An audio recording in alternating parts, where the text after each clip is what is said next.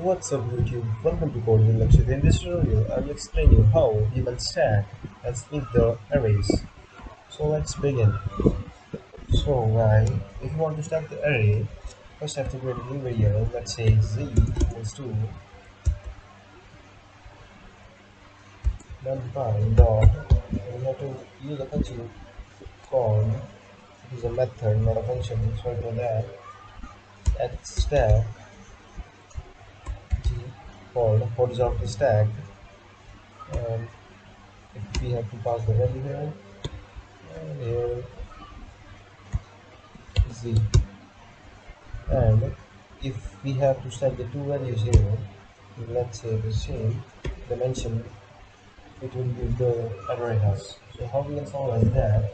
We can create a tuple here. Whoops. And having this tuple, we will sort the values. Here you can see that the same the value with the same dimension has been created.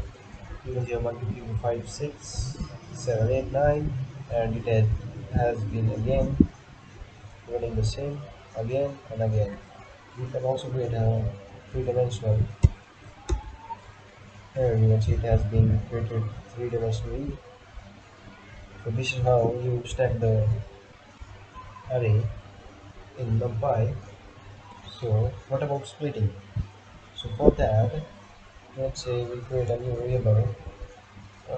Let's say spp equals to z dot, and we will use a